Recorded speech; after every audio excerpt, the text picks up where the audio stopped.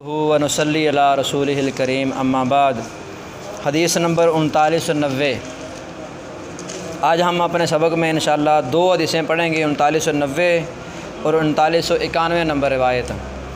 इन दोनों रिवायात के अंदर 3990 नंबर रिवायत में सैयदना सईद बिन ज़ैद रज़ी अल्लाह ताला अन्हु जो अशरा मुबशरा में से थे, जो हुक्मी बदरी हैं, क्या है, हुक्मी तौर पर बदरी हैं, इस रिवायत में उनका तज़किरा है। हुक्मी बदरी का मतलब क्या है कि इन्होंने बजाते ख़ुद शिरकत वहाँ पर नहीं की थी, लेकिन रसूलुल्लाह सल्लल्लाहु अलैहि वसल्लम ने सैयदना सईद बिन ज़ैद को और सैयदना तलहा रज़ी अल्लाह ताला अन्हु को, दोनों को जसूसी पर भेजा था। तो वो वहाँ से वापस आए थे ग़ज़वा बदर के बाद। रसूलुल्लाह सल्लल्लाहु अलैहि वसल्लम ने इन दोनों सहाबा को बदरी शुमार करते हुए इनको माल गनीमत में से हिस्सा दिया था। तो ये सईद बिन ज़ैद रज़ी अल्लाह ताला अन्हु ये अशरा मुबशरा में से हैं, जिन 10 सहाबा किराम को रसूलुल्लाह सल्लल्लाहु अलैहि वसल्लम ने जन्नती होने की गारंटी दी थी। ये सैयदना उमर बिन ख़त्ताब के चचादाद भाई थे और सैयदना उमर बिन ख़त्ताब रज़ी अल्लाह ताला अन्हु की बहन की शादी भी इनसे हुई थी, बहनोई भी लगे। रिवायत है, काल हद्दसना कुतैबत बिन सईदिन काल हद्दसना लैसु अन यहया अन नाफ़िन अन इब्न उमर। बेशक अब्दुल्लाह बिन उमर रज़ी अल्लाह ताला अन्हु ज़ुकिर लहू अन्ना सईद बिन ज़ैद बिन अम्र बिन नुफ़ैल, उनके लिए बयान किया गया कि बेशक सईद बिन ज़ैद बिन अम्र बिन नुफ़ैल मारिदा फ़ी यौमिल जुमुअती, वो बीमार हो गए हैं जुमे के दिन में। वकाना बदरियन, और क्या थे, बदरी थे।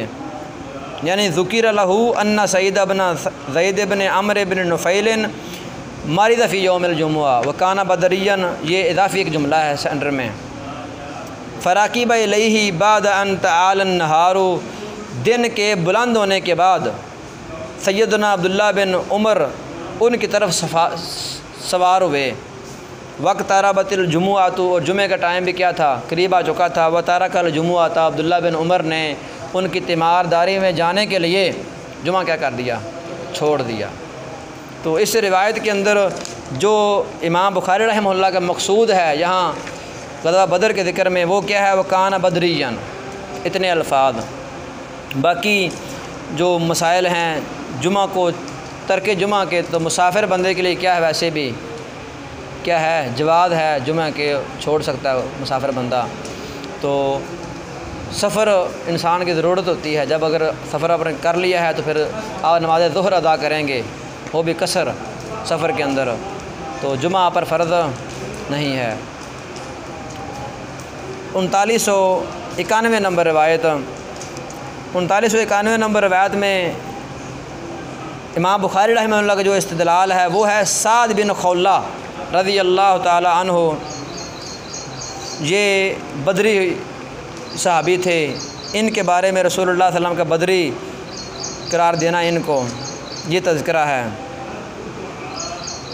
बाकी जो रिवायत है लंबी रिवायत, ये रिवायत इमाम बुखारी रहमतुल्लाह 5319 नंबर पर भी इसको रिवायत को लाए हैं। और इस रिवायत के अंदर सुबैया बिनते हारिस का तज़किरा है कि जो साद बिन खौला की क्या थी, ज़ौजा थी। साद बिन खौला वफ़ात पा गए तो वो हामिला थी। तो वज़अ हमल के बाद जब उनके नफास की मुद्दत ख़त्म हुई तो उन्होंने ज़ेबो ज़ीनत इख्तियार कर ली कि अब मैंने शादी करनी है। लेकिन उनके पास एक सहाबी आते हैं जिनका नाम बनु अब्दुद्दार से अबू सनाबिल बिन बाकक, वो कहते हैं कि तेरी इद्दत तो ख़त्म हुई नहीं, तेरा खावंद फ़ौत हुआ है, तू 4 महीने 10 दिन इंतज़ार करेगी। तो सहाबिया कहती हैं कि मैं ये बात सुनकर रसूलुल्लाह सल्लल्लाहु अलैहि वसल्लम के पास गई और मैंने कहा, अल्लाह के नबी ये मसला है। तो आपने कहा कि अब तू क्या है, निकाह के लिए तुझे रुख्सत है तो शादी अपनी कर सकती है आगे। मतलब क्या है कि ये मसला किताबुन निकाह किताब तलाक़ के अंदर भी बयान होगा कि हामिला औरत की जो इद्दत है वो क्या है, वज़अ हमल है। क्या है, मसलन इधर से एक औरत का खामद फ़ौत हो गया, वो हामिला है, 2 दिन बाद उसी दिन अगले दिन वो औरत क्या हो गई है, बच्चा पैदा हो गया है। तो अब उसने अपनी नापाकी के दिन गुजारने हैं, अपने खामों से वो क्या है, बरी ज़िम्मा है, उसके ऊपर क्या है, इद्दत उसकी पूरी हो चुकी है। रिवायत 3991 नंबर क्या है? वक़ाल लैसु, लैस ने कहा क़ाल हद्दसनी यूनुस अन इब्न शिहाब क़ाल हद्दसनी उबैदुल्लाह इब्न अब्दुल्लाह इब्न उतबा अन्न अबाहु कातब इला उमर रब्न अब्दुल्लाह इब्न अल-अरक़म ज़ुहरी के अब्दुल्लाह बिन उतबा उबैदुल्लाह बिन अब्दुल्लाह बिन उतबा ने बयान किया किनको? इब्न शिहाब ज़ुहरी को कि अन्ना अबाहु उबैदुल्लाह के बाप अब्दुल्लाह बिन उतबा ने कातबा इला उमर इब्न अब्दुल्लाह इब्न अल-अरक़म ज़ुहरी ख़त लिखा उमर बिन अब्दुल्लाह बिन अरक़म ज़ुहरी की तरफ यामुरुहु अन यदखुला अला सुबैयाता बिन्त अल-हारिसी, वो उनको हुक्म दे रहा था कि वो दाखिल हों सुबैया बिन्त हारिस पर। फ़यसअलुहा अन हदीसिहा, फिर वो पूछें इस सहाबिया से उसकी हदीस के बारे में, उसके मामले के बारे में। व अम्मा कालहा रसूलुल्लाह सल्लल्लाहु अलैहि वसल्लम हीना इस्तफ्ततहु, और उसके बारे में पूछें जो रसूलुल्लाह ने उसको कहा था जब उसने रसूलुल्लाह से फ़तवा मांगा था अपने मसले के बारे में। फ़कतब उमर बिन अब्दुल्लाह बिन अल-अरक़म, उमर बिन अब्दुल्लाह बिन अरक़म ने जवाबन ख़त लिखा अब्दुल्लाह बिन उतबा की तरफ उसको ख़बर देते हुए। ख़बर क्या थी? युखबिरुहु अन्ना सुबैयाता बिन्त अल-हारिसी अखबरतहु, के सुबैया बिन्त हारिस ने ख़बर दी है किसको? उमर बिन अब्दुल्लाह बिन अरक़म को। ख़बर क्या दी है? अन्नहा कानत तहत साद बिन खौला था, कि वो साद बिन खौला के अक़द में थी, उनके तहत थी। वह मिम बनी आमिर बिन लुअय्यन, और वो साद बिन खौला बनु आमिर बिन लुअय्य के कबीले में से थे। वकान मिम्मन शाहिद बदरा, और ये उन सहाबा में से थे जो बदर में हाज़िर हुए थे। फ़तवफ़ी अन्हा फ़ी हज्जतिल वदाई वह हामिलुन, फिर वो वफ़ात पा गए इस सहाबिया से, सुबैया बिन्त हारिस से हज्जतुल वदा के साल में, इस हाल में कि वो हामिला थी। हामिल लफ़्ज़ हामिल और इस तरह हायद लफ़्ज़, ये दोनों मुन्नस इस्तेमाल होते हैं, इससे मुज़क्कर इस्तेमाल होते नहीं हैं। इसलिए अहले लोग तो लिखते हैं हाज़त तहीज़ो, हाज़त तहीज़ो, हामलत, और आगे क्या है? तहमिलो लफ़्ज़, मुज़क्कर से इस्तेमाल नहीं होते। इस तरह हामिल और हायद बावजूद मुज़क्कर अल्फाज के मुन्नस पर ही दलालत करते हैं।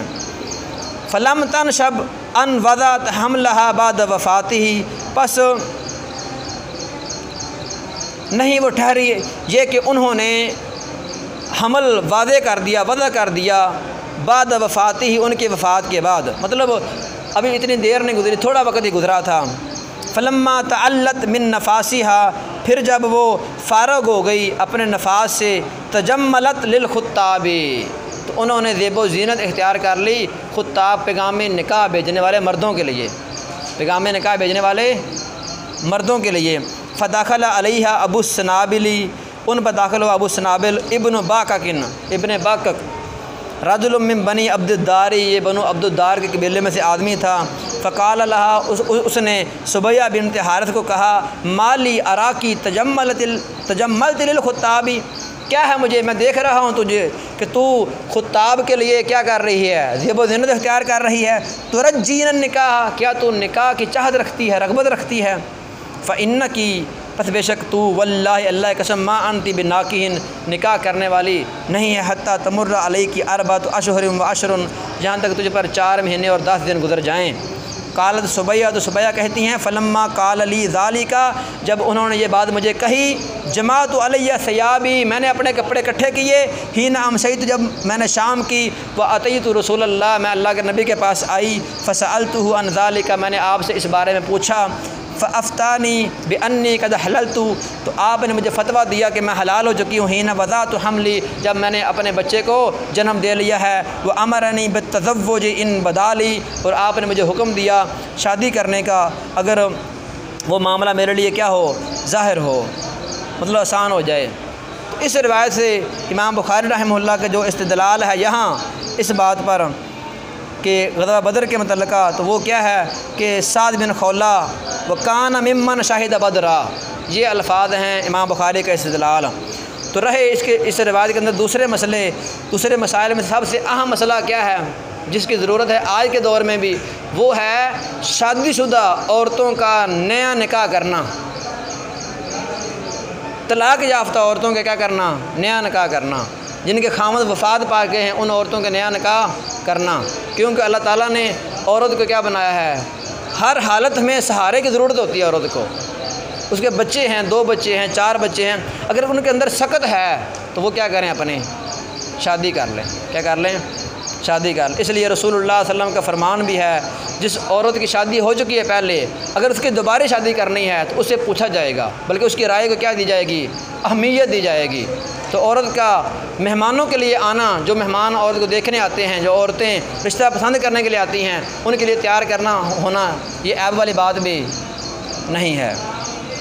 ताबाहु असबगु अन इब्न वहबिन, इस रिवायत की मुताबिक की असबग ने, वो अब्दुल्ला बिन वहब से, वो यूनुस से, वकाल लैसु काल हद्दसनी यूनुस अन इब्न शिहाबिन वसअलनाहु फ़क़ाल हद्दसहु मुहम्मद इब्न अब्दुर्रहमान इब्न सौबाना मौला बनी आमिर इब्न लुअय्यन अन्ना मुहम्मद इब्न यास बिन अल-बुकैरी वकान अबूहु शाहिद बदरन अखबरहु।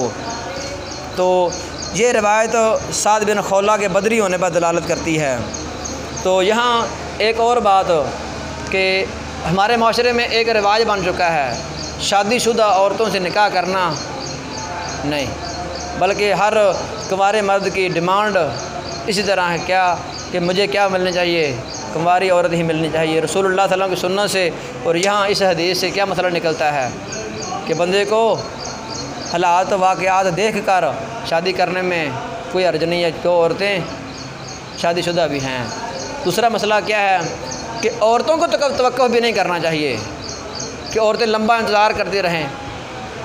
मसलन वज़ा अमल हो गया है या तलाक़ की इद्दत क्या हो गई है, ख़त्म हो गई है, या 3 तलाक़ें हो चुकी हैं, अब दोबारा चांस नहीं है, तो माँ बाप को चाहिए या औरत को ख़ुद भी चाहिए कि वो निकाह में क्या रखे, रग़बत रखे। ये काम हमारे माशरे में क्या है, बहुत ज़रूरी है। तो इस हवाले से एक बात मेरे जहन में आ रही है, गवर्नमेंट चंद दिन पहले बात चली, दूसरी शादी करने के लिए पहले क्या है, इजाज़त ज़रूरी है। इजाज़त नहीं बल्कि आप वहाँ पर दरख्वास्त लिखें, अपनी वजह ज़ाहिर करें कि आप शादी क्यों कर रहे हैं। और भाई एहसान कर रहा है गरीब किसी औरत पर, माशरे के जो बोझ है वो हल्का हो जाएगा, गुर्बत क्या हो जाएगी, ख़त्म हो जाएगी, लोगों को सहारा मिल जाएगा, बच्चों की कफ़ालत हो जाएगी। इसके अलावा और बंदे को क्या चाहिए।